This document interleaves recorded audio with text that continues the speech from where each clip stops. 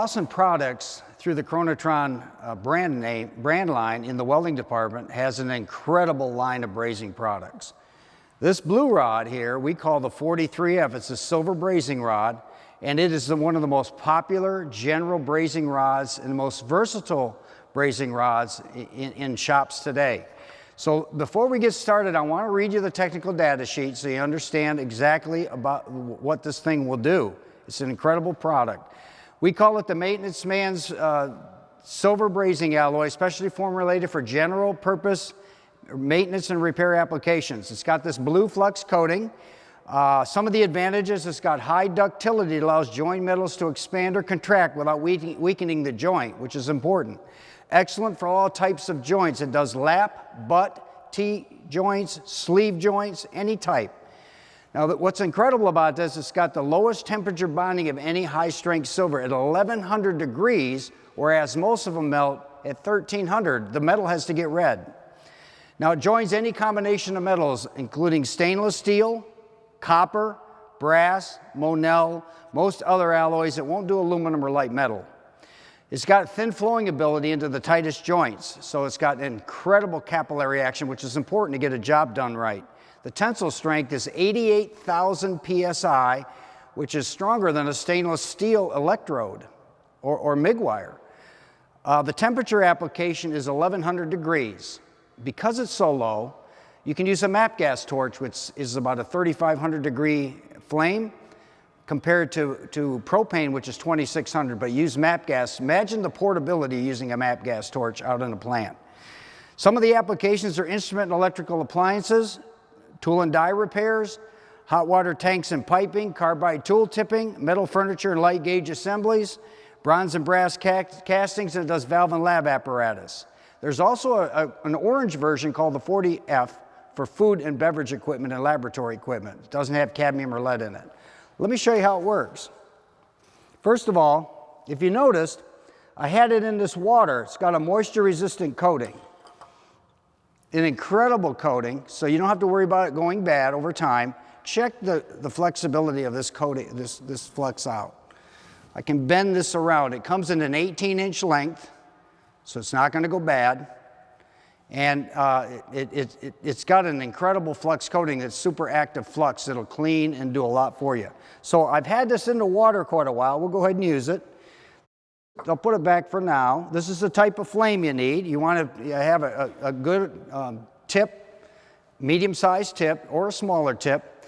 The gas pressures you want on the acetylene is 5 to 10, and the gas pressure on the oxygen is the same, 5 to 10, okay? So let's go ahead and strike the torch, and I'll show you what kind of flame you need.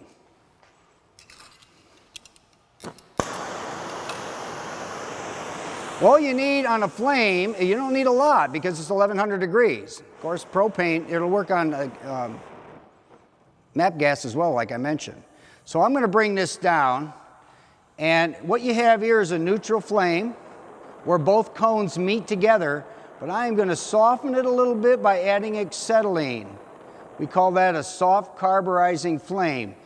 And if you can hear the flame, you're probably set too high. Let's move it down.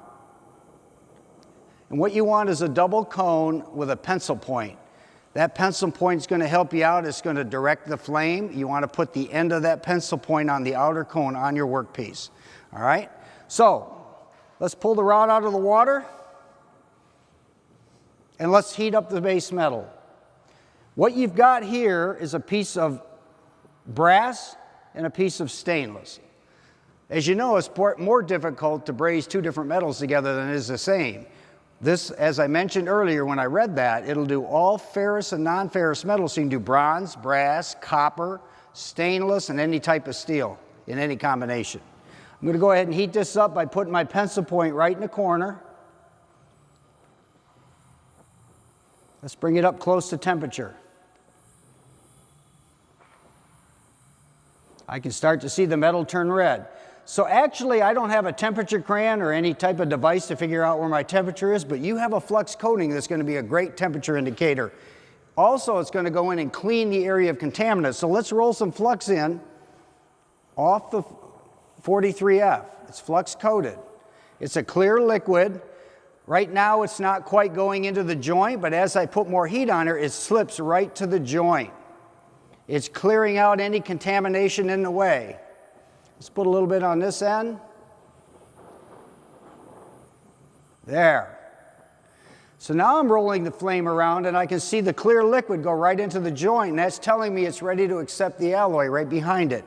Now, you only need a small drop to successfully do a joint like this. So this 18-inch rod will last quite a while. Let's go ahead and put a drop in here, and I want you to see the capillary action. Capillary action is the ability for it to flow through a joint. Now you can see I just have a drop in the corner. Let's put the flame in front of it and pull it. Check out that capillary action. Done. We just shot it through that side of the joint. Let me let you look at that again. You do it on this side.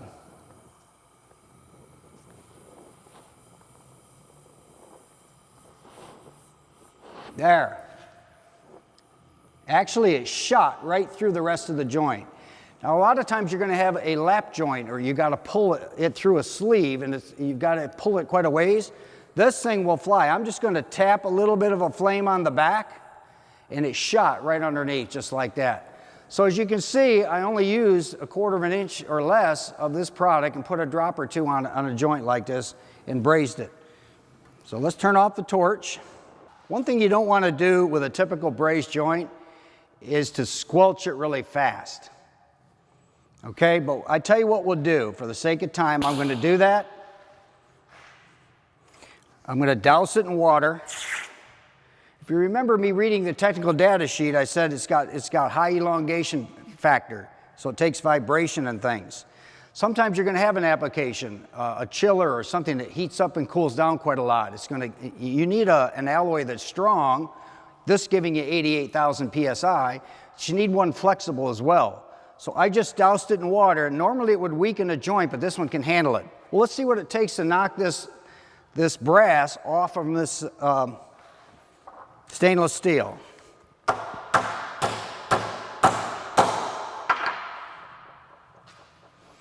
As you can see, I took a 3-pound hammer to it and it didn't move.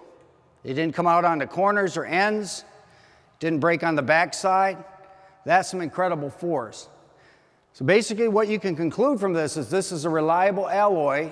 It's going to go a long way. It's going to be easy to apply. And it's going to work in a dirty environment when you get that flux to remove those contaminants. It's a great product, and it would be a great addition to your shop.